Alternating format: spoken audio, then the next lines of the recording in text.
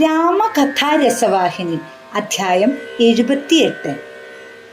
പിറ്റേന്ന് ശ്രീരാമചന്ദ്രൻ പ്രകാശമായപ്പോൾ കടലിൽ കുളിച്ചു. തീരത്തു വെച്ച് തൻ്റെ പ്രഭാത കർമ്മങ്ങൾ അനുഷ്ഠിച്ചു.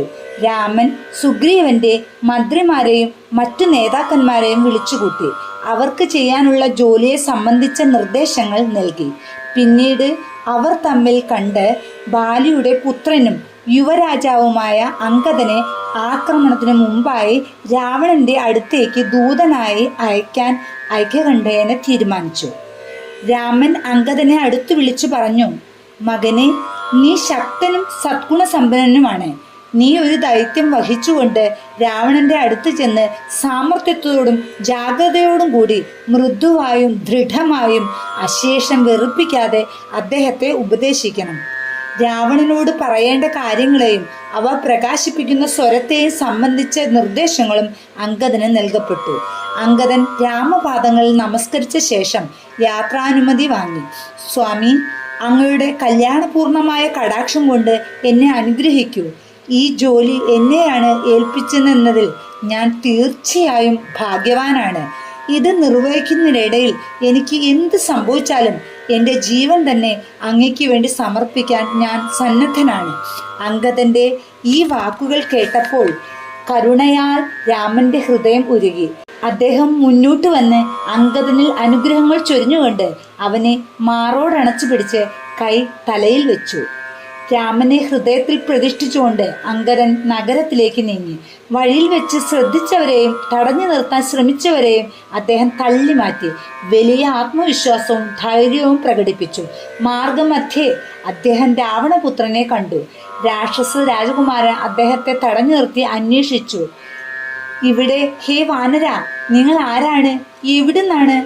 അംഗദൻ പറഞ്ഞു, ഞാൻ അംഗദൻ, രാമന്റെ ദൂതൻ. ഇത് കേട്ടപ്പോൾ രാക്ഷസൻ അംഗദനെ ചവിട്ടാനായി കാലുയർത്തി. അംഗദൻ പൊടുന്നനെ രാക്ഷസന്റെ കാലു പിടിച്ചുയർത്തി ആകാശത്തിൽ ചുഴറ്റി നിലത്തടിച്ചു. ഇത് കണ്ടപ്പോൾ മറ്റുള്ളവർ വിവേകപൂർവ്വം ഒഴിഞ്ഞുമാറി പൊയ്ക്കളഞ്ഞു. ലങ്കയ്ക്ക് തീ വെച്ച മർക്കടൻ മടങ്ങി വന്നിരിക്കുന്നു എന്ന വാർത്ത ക്ഷണത്തിൽ പരന്നു. എല്ലാവരിലും ഭയവും കഷ്ടപ്പാടും ഉണ്ടായി. എവിടെ തിരഞ്ഞാലും പരിഭ്രാന്ത ചിത്തരായി തൻ്റെ ചലനങ്ങളെ വീക്ഷിക്കുന്ന നഗരവാസികളുടെ ചെറു കൂട്ടങ്ങളെയാണ് അംഗദൻ കണ്ടത്. വഴി മാറി കൊടുക്കാൻ പറയേണ്ട ആവശ്യം അദ്ദേഹത്തിന് നേരിട്ടില്ല. അദ്ദേഹത്തെ കണ്ട ഉടനെ തന്നെ ആളുകൾ ഒഴിഞ്ഞു മാറിയിരുന്നു. അംഗദൻ നിർഭയനായി രാവണന്റെ സഭാതലത്തിലേക്ക് പ്രവേശിച്ചു. കാവൽക്കാരിൽ ഒരാൾ അംഗദന്റെ ആഗമനത്തെ സംബന്ധിച്ചു രാവണനെ അറിയിക്കാൻ അതിവേഗം പോയി. ദൂതനെ തൻ്റെ മുന്നിലേക്ക് ആനയിക്കാൻ രാവണൻ നിർദ്ദേശം കൊടുത്തു. അതിനനുസരിച്ച് അംഗദൻ നേരിട്ട് രാക്ഷസ ചക്രവർത്തിയുടെ മുമ്പിലേക്ക് ചെന്നു. കറുത്ത നിറത്തിൽ ധാരണാശക്തിയുള്ള സചേതനമായ ഒരു പർവ്വതം പോലെയാണ് അംഗദൻ രാവണനെ കണ്ടത്. ഒരു കൂറ്റം വൃക്ഷത്തിന്റെ ശാഖകളെ പോലെയായിരുന്നു അദ്ദേഹത്തിന്റെ 20 കൈകളും. ഭയത്തിന്റെ ഒരു കണിക പോലും ഇല്ലാതെ അംഗദൻ രാവണന്റെ മുമ്പിലേക്ക് നടന്നു ചെന്നു.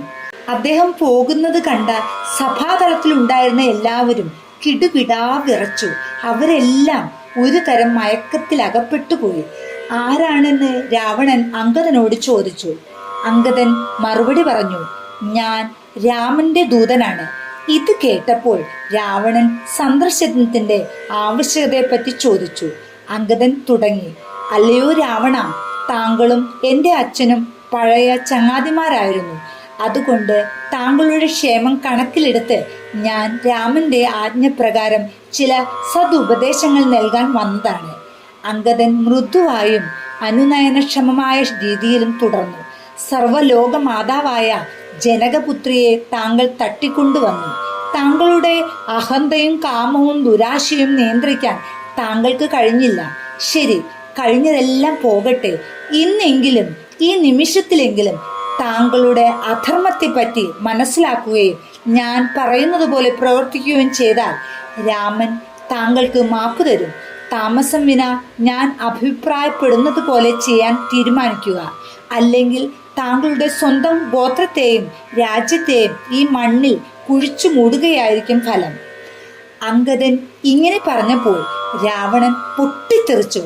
ഹേ വാനരന്മാരിൽ വെച്ച് ഏറ്റവും വിലകെട്ടവനെ, നീ വിഡ്ഢിയാണ്. ഒരു പക്ഷേ നിന്റെ ഈശ്വരന്റെ ഒരു ശത്രുവാണ് ഞാനെന്ന് നീ അറിയുകയില്ല. എന്താ നിന്റെ പേര്? ഞാനും നിന്റെ പിതാവും തമ്മിലുള്ള ബന്ധം എന്തായിരുന്നു? നിന്റെ പ്രസംഗത്തിന്റെ ഫലങ്ങളെപ്പറ്റി നീ അന്ധനായി പോവരുത്. ഈ പൊട്ടിത്തെറി കണ്ടപ്പോൾ അംഗദന് ചിരി പൊട്ടി.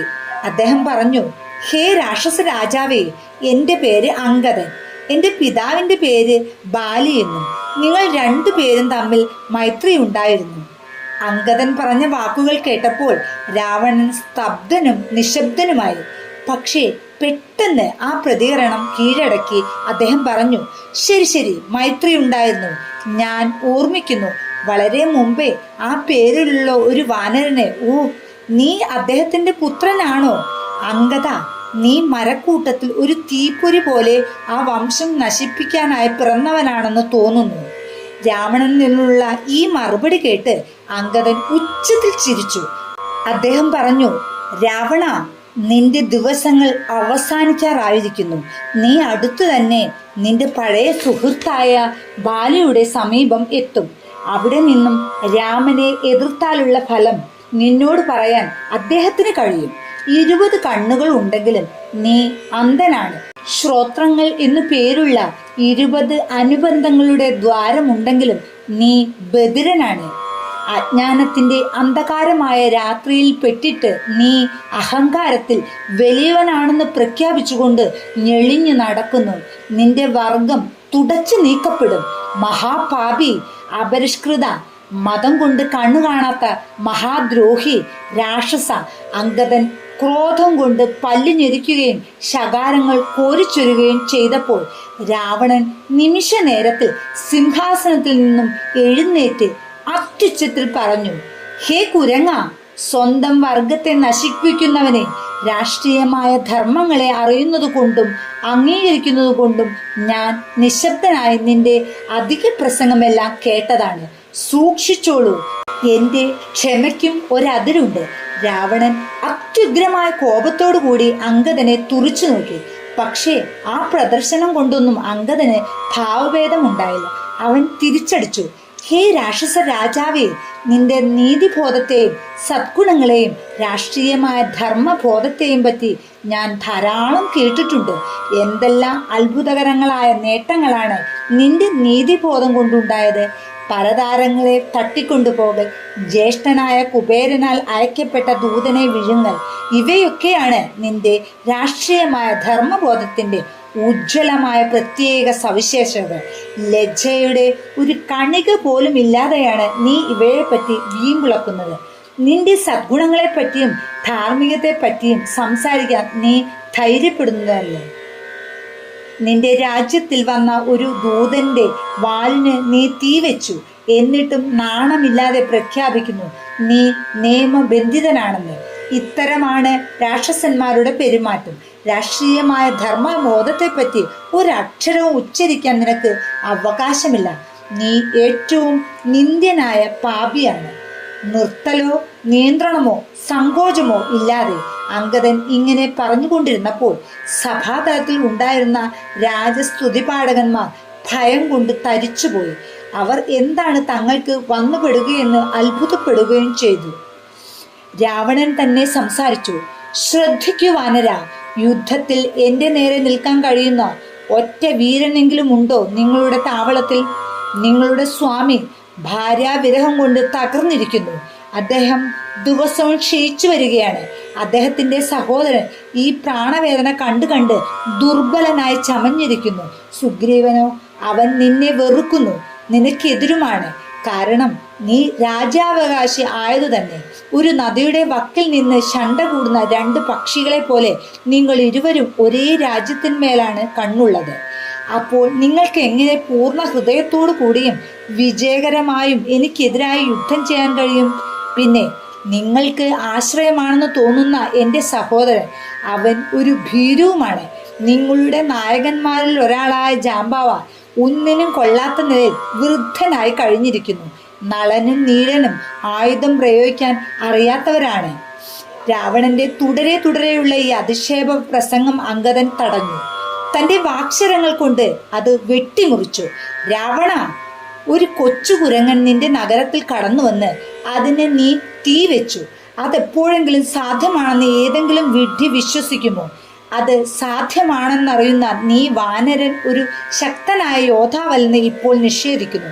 നിന്നെ യുദ്ധത്തിൽ തോൽപ്പിക്കുവാൻ കഴിയുന്ന ഒരാളും ഞങ്ങളുടെ താവളത്തിലില്ലെന്ന് നീ പറയുമ്പോൾ എനിക്ക് അമർഷം കൊണ്ട് യാതൊരു ഭാവഭേദവും ഉണ്ടാകുന്നില്ല. അതെ, ധാർമ്മിക ശാസ്ത്രങ്ങൾ അനുശാസിക്കുന്നത് മൈത്രിയും ശത്രുത്വവും സമന്മാരോടേ പാടുള്ളൂ എന്നാണ്. ഒരു തവളയെ നശിപ്പിച്ചതിന് ആരെങ്കിലും സിംഹത്തെ സ്തുതിക്കുമോ? തീർച്ചയായും നിന്നെ വധിക്കാൻ രാമനിൽ നിന്നുള്ള ശ്രമം അവിടുത്തെ പദവിക്കും അന്തസ്സിലും വളരെ താഴെയായി വരൂ. ഇത്രയും നീചവും നിന്ദ്യവുമായ ശത്രുവിനെ വധിച്ചാൽ അവിടുത്തെ ഗാംഭീര്യത്തിന് മങ്ങലുണ്ടാകും. അവിടുന്ന് ജനിച്ച ക്ഷത്രിയ കുലത്തിന്റെ ധർമ്മബോധം സമുന്നതവും സമുത്കൃഷ്ടവുമാണ്. നീയൊരു ദുർവൃത്തനായ വിലകെട്ട സംസ്കാരശൂന്യനായ പാപി. നീ വാനരന്മാരുടെ കയ്യാൽ മാത്രമാണ് മരിക്കേണ്ടത്. രാവണൻ ഭീകരമായി അട്ടഹസിച്ചു. വൃത്തികെട്ട കുരങ്ങ, നിന്റെ അരയ്ക്ക് ചുറ്റും കെട്ടിയ കയറിൽ പിടിച്ച് മനുഷ്യൻ കൽപ്പിക്കുന്നതിനനുസരിച്ച് നീ ആഹ്ലാദ നർത്തനം ചെയ്യുകയും നാണമില്ലാതെ അങ്ങോട്ടും ഇങ്ങോട്ടും ചാടുകയും ചെയ്യുന്നു. അവൻ പഠിപ്പിക്കുന്ന സൂത്രങ്ങൾ നീ പഠിക്കുന്നു. അവൻ കൽപ്പിക്കുമ്പോൾ അവ കാണിക്കുകയും ചെയ്യുന്നു. അതുവഴി അവൻ കാണികളിൽ നിന്ന് ചില്ലറ തുട്ടുകൾ ശേഖരിക്കുന്നു. നിന്നാഗർഭമായ ഈ അഭിപ്രായങ്ങൾ അംഗദന് സഹിക്കാൻ കഴിഞ്ഞില്ല. രാവണ, നിനക്ക് മൃഗങ്ങളെ പറ്റി മാത്രമേ അറിഞ്ഞുകൂടൂ എന്ന് തോന്നുന്നുവല്ലോ. നീ പ്രഭുവിനെ പറ്റി, ഈശ്വരനെ പറ്റി, വിധിയെ പറ്റി, ശിരോലിഖിതത്തെ പറ്റി അറിയാൻ ശ്രമിച്ചിട്ടില്ല. നീ അറിയുന്നതിനേക്കാൾ അധികം വാനരന്മാർ നിന്നെ പഠിപ്പിച്ചിട്ടില്ലേ? അവർ നിന്റെ ക്രീഡാവനങ്ങൾ തകർത്തിരിക്കുന്നു. അവർ നിന്റെ പുത്രനെ കൊന്നിരിക്കുന്നു. അവർ നിന്റെ നഗരത്തെ ഒരു പിടി ചാരമാക്കി. അവർക്കിനിയും ഒരിടവും കൂടി കാണിക്കാനുണ്ട്. അവർ നിനക്ക് ഉചിതമായൊരു ശിക്ഷ നൽകും. നീ അനുഭവിക്കേണ്ട വിധിയിൽ നിന്നും രക്ഷ പ്രാപിക്കുന്നതിനായി ഞങ്ങൾ നിന്നെ അനുവദിച്ചു. നല്ല ഉപദേശത്താലും പരുഷമായ സത്യത്താലും നിന്റെ ഹൃദയം രോഗവിമുക്തമാകുമെന്ന് ഞങ്ങൾ കരുതി. ഇല്ല, നിനക്ക് ലജ്ജയേയില്ല, പശ്ചാത്താപത്തിന്റെ ചിന്തയേയില്ല. നിനക്ക് ധാർമ്മികത്തിന്റെ ശകലം പോലുമില്ല, ആർജവത്തിന്റെ ശീലമേയില്ല. എന്തൊരു കഷ്ടം, എന്തൊരു ദുര്യോഗം! നീ ഇപ്പോഴും വിഭീഷണന്റെ നേരെ ക്രോധം കൊണ്ട് പല്ലു ഞെരിക്കുകയും ഭീരു, രാജ്യദ്രോഹി എന്നിങ്ങനെ അദ്ദേഹത്തെ ചീത്ത പറയുകയും ചെയ്യുന്നു. നീ നിന്റെ ശരീരത്തിന്റെ ഭാരം കൊണ്ട് ഭൂമിയുടെ ഭാരം വർദ്ധിപ്പിക്കുകയാണ്. എത്രയും വേഗം നിന്നെ ഇവിടെ നിന്നും നിഷ്കാസനം ചെയ്യുന്നുവോ അത്രയും നന്ന്. തെരുവീതികളെ കുരച്ച് ശല്യപ്പെടുത്തുന്ന ശുനകനേക്കാൾ നിർഗൃഷ്ടനാണ് നീ. നിനക്കുള്ള ദോഷങ്ങൾ അവയ്ക്കില്ല. അവരുടെ ജീവിതമാണ് നിന്റെ ജീവിതത്തെക്കാൾ കൂടുതൽ ശ്രേഷ്ഠമെന്ന് നീ വേഗത്തിൽ തന്നെ മനസ്സിലാക്കും. കീഴ്നടപ്പോ മര്യാദയോ വകവെക്കാതെ അംഗദൻ രാവണന്റെ മേൽ ശകാരം ചൊരിഞ്ഞു. ഇത്രയും ശക്തിമത്തായ വാഗ്ദണ്ഡം രാവണന് സഹിക്കാൻ കഴിഞ്ഞില്ല. അംഗദ, ശരീരശക്തി കൊണ്ട് മാത്രം കൈലാസ ശിഖരം പൊക്കിയ മഹാവീരനായ പരാക്രമിയാണ് ഞാനെന്ന് മനസ്സിലാക്കൂ. ശിവന്റെ പാദങ്ങളിൽ അർച്ചിക്കാനായ പുഷ്പങ്ങളല്ല, ശരീരത്തിൽ നിന്നും പറിച്ചെടുത്ത ശിരസ്സുകളാണ് ഈ രാവണൻ സമർപ്പിച്ചത്. ശിവനാൽ തന്നെ അംഗീകരിക്കപ്പെട്ട പരാക്രമമുള്ള ഭക്തനാണിവൻ. ആരുടെ നാമം മഹാവീരന്മാരെ കൂടെ വിറപ്പിക്കുമോ, ആരുടെ ചിത്രം കൊടും ഭീതി പരത്തുമോ, ആ വീരയോദ്ധാവാണിവൻ. നിന്നെയും നിന്റെ യജമാനെയും പുകഴ്ത്തിക്കൊണ്ടുള്ള നിന്റെ ജൽപ്പനം നിർത്തൂ. പക്ഷേ അംഗദൻ നിർത്താൻ തയ്യാറായിരുന്നില്ല. അദ്ദേഹം തൻ്റെ ആക്രമണം തുറന്നുകൊണ്ടേയിരുന്നു. ഓ അഹംഭാവി, വിഡ്ഢി, ഇങ്ങനെ ചിലയ്ക്കാതെ നിന്റെ ശ്വാസം ഏതെങ്കിലും നല്ല ആവശ്യത്തിന് ഉപയോഗിക്കൂ. രാമനെ പുകഴ്ത്തി പാട്ടുകൾ പാടൂ. രാമന് കീഴടങ്ങൂ. അല്ലാതിരുന്നാൽ ഇപ്പോൾ ചുമലിനു മേലുള്ള ആ തലകൾ രാമബാണമേറ്റ് പന്തുകൾ കണക്കെ തെറിച്ചു വീഴും. പന്തുകളിലെ എന്ന പോലെ വാനരന്മാർ ആഹ്ലാദത്തോടു കൂടി അവയെ കാൽ കൊണ്ട് അടിച്ച് അങ്ങിങ്ങായി തെറിപ്പിക്കും. ഞങ്ങളുടെ രാജാവായ സുഗ്രീവന്റെ ദൂതനാണ് ഞാൻ. എനിക്ക് ദൗർഭാഗ്യവശാൽ ശ്രീരാമനിൽ നിന്ന് കൽപ്പനകളൊന്നും കിട്ടിയിട്ടില്ല. അവർക്കുള്ള അവസരം ഇല്ലാതാക്കാൻ ഞാൻ ആഗ്രഹിക്കുന്നില്ല. അല്ലായിരുന്നുവെങ്കിൽ ഒരു നിമിഷത്തിനുള്ളിൽ നിന്റെ ജീവൻ ഞാൻ അവസാനിപ്പിച്ച് ജഡം സമുദ്രത്തിലേക്ക് എറിയുമായിരുന്നു. ഈ ഭീഷണിയോടുകൂടി അംഗദൻ ഒരു ഭയാനകമായ പ്രതിഭാസമായി വളർന്നു. സിംഹത്തെ പോലെ അദ്ദേഹം കൈത്തലം കൊണ്ട് നിലത്തടിച്ചു. ഈ അടികളുടെ ഫലമായി ഭൂമി കുലുങ്ങി രാവണന്റെ 10 തലയിലുണ്ടായിരുന്ന കിരീടങ്ങൾ ഇളകിത്തെറിച്ച് നിലം പതിച്ചു. രാവണൻ സിംഹാസനത്തിൽ നിന്നും വീണു. പക്ഷേ പെട്ടെന്ന് തന്നെ സമനില കിട്ടി. അംഗദൻ ആ 10 കിരീടങ്ങളിൽ 4 പെറുക്കിയെടുത്ത് അത്യന്ത ശക്തിയോടെ നിശ്ചിതമായ ലക്ഷ്യബോധത്തോടെ എറിഞ്ഞ് രാമന്റെ താവളത്തിൽ അവിടുത്തെ മുമ്പിൽ അത് വീഴ്ത്തി. ഈ അസാധാരണ വസ്തുക്കൾ കണ്ട് അവിടെ ഉണ്ടായിരുന്ന വാനരന്മാർ അത്ഭുതപ്പെട്ടു. രത്നഖചിതങ്ങളായ മകുടങ്ങളുടെ സൗന്ദര്യങ്ങളെയും വൈശിഷ്ട്യങ്ങളെയും സംബന്ധിച്ച് അവർ അന്യോന്യം വർണ്ണിച്ചു. അവ എന്താണെന്ന് രാമൻ അറിയാമായിരുന്നു. അവ ആകാശത്തിൽ കൂടി വരുമ്പോൾ ഗ്രഹണകാരണമായ രാഹുഹേതുക്കളായി തോന്നിയെന്ന് അവിടുന്ന് പറഞ്ഞു. ഇതെല്ലാം കണ്ട് കോപക്കലി ഇളകി രാവണൻ ആജ്ഞാപിച്ചു, ഈ വാനരനെ ബന്ധിക്കുവൻ, ഇവനെ വിടരുത്, ഇവനെ ഭക്ഷിക്കൂ. എന്നിട്ട് കൽപ്പന കൊടുത്ത ശേഷം ദശമുഖൻ അന്തർഗൃഹത്തിലേക്ക് പോയി. അംഗദൻ ഉറക്കെ പറഞ്ഞു, ലജ്ജാവഹം, എന്തിന് ഈ ശക്തിയെയും പരാക്രമത്തെയും സംബന്ധിച്ച വീമ്പിളക്കിൽ പോ. കടലിന്റെ അടിയിൽ പോയി ചാവും വരെ ശ്വാസം നിർത്തൂ. സ്ത്രീ ചോര, വിഡ്ഢി, കാമഭ്രാന്തനായ പൊണ്ണ, പടക്കളത്തിൽ ഞാൻ നിന്റെ നാവ് പറിച്ചെടുത്ത് കാക്കകൾക്ക് തീറ്റയായി കൊടുക്കും. സൂക്ഷിച്ചോളൂ. വിദ്വേഷപൂർണമായ ക്രോധാവേശത്തിൽ അംഗദൻ പല്ല് ഞെരിച്ചു.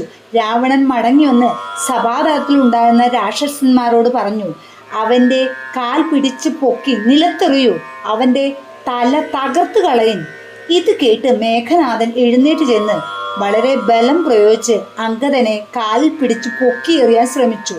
അനേകം പേർ അവനെ സഹായിക്കാൻ പാഞ്ഞെത്തി. പക്ഷേ അവരെത്രയോ പേരുണ്ടായിട്ടും അംഗദന്റെ കാലടികൾ അനക്കാൻ പോലും അവർക്ക് കഴിഞ്ഞില്ല. അപമാനപൂർണരായി കർത്തവ്യതാമൂഢരായി അവർ നിലത്തു വീണുരുണ്ട്. അനന്തരം ദേവകാന്തകൻ വന്ന് പല വിധത്തിലും പിടിച്ച് കാലടികൾ നീക്കാൻ നോക്കി. അവനും നാണിച്ച് തോറ്റു മടങ്ങി. ഒടുവിൽ രാവണൻ തന്നെ ആ അസാധ്യകൃത്യത്തിന് ഒരുങ്ങി. അദ്ദേഹം അംഗദന്റെ കാലിൽ പിടിച്ചു. അംഗദനെ എടുത്തുയർത്തി ശക്തിപൂർവം നിലത്തെറിയാൻ ശ്രമിച്ചു. രാവണന്റെ വിഡ്ഢിത്തം കണ്ട് അംഗദൻ പൊട്ടിച്ചിരിച്ചു. രാവണ, ഈ കാലടികളല്ല നീ പിടിക്കേണ്ടത്. ആ കൃത്രിമമായ ഭക്തിഭാവത്തിൽ രാമന്റെ പാദങ്ങളിൽ കൈകൾ വയ്ക്കൂ. അത് നിന്നെ ഭയത്തിൽ നിന്നും ബന്ധത്തിൽ നിന്നും മോചിപ്പിക്കും. ഈ വാക്കുകളോടുകൂടി പിടി അയക്കുവാൻ അംഗദൻ കാലൊന്നു കുടഞ്ഞു. അതിശക്തവും അപ്രതീക്ഷിതമായിരുന്ന ആ നീക്കത്തിൽ രാവണൻ നിലത്തടിച്ചു വീണ് ബോധരഹിതനായി. അദ്ദേഹത്തിന്റെ പ്രഭാവവും തേജസ്സും നഷ്ടപ്പെട്ടു. അദ്ദേഹത്തിന്റെ മുഖങ്ങളിലെല്ലാം ലജ്ജാബോധം പ്രകടമായി വളർന്നു. നിർവീര്യനായി പകൽ വെളിച്ചത്തിൽ ചന്ദ്രനെ പോലെ അദ്ദേഹം നിഷ്പ്രഭനായി കാണപ്പെട്ടു. രാവണന്റെ ഈ സ്ഥിതി കണ്ട് അംഗദന് ആ ഭീരുവുമായി ഇനി സംഭാഷണം തുടരേണ്ടതില്ലെന്ന് തോന്നി. രാവണന് ചില സദുപദേശങ്ങൾ നൽകാൻ മാത്രമേ തന്നോട് പറഞ്ഞിട്ടുള്ളൂ എന്ന് അദ്ദേഹം ഓർത്തു. അവൻ സദുപദേശത്തിന് വഴങ്ങുകയില്ല, തെറ്റ് മനസ്സിലാക്കി സ്വയം തിരുത്തുകയുമില്ല. ഇവൻ തൻ്റെ ദുഷ്ട സ്വഭാവത്തോട് ഒട്ടിപ്പിടിച്ച് നിൽക്കുകയാണ്. യുദ്ധം മാത്രമേ ഇതിന് ഫലപ്രദമായൊരു ശമനൌഷധം ആയിട്ടുള്ളൂ. ഇങ്ങനെ തീരുമാനിച്ചുകൊണ്ട് അംഗദൻ രാമപാദങ്ങളുടെ പവിത്രമായ സാമീപ്യത്തിനു വേണ്ടി സ്ഥലം വിട്ടു. അവിടെ എത്തി സംഭവങ്ങളെല്ലാം വർണ്ണിക്കുകയും ചെയ്തു. ഇതിന്റെ തുടർച്ച 79-ാം അധ്യായത്തിൽ. ജയ് ശ്രീറാം. ശ്രീ രഘുനന്ദന ജാനകി ജീവന രാമ രാമ രാമ രാമ രാമ രാമ രാമ രാമ ശ്രീ രഘുനന്ദന ജാനകി ജീവന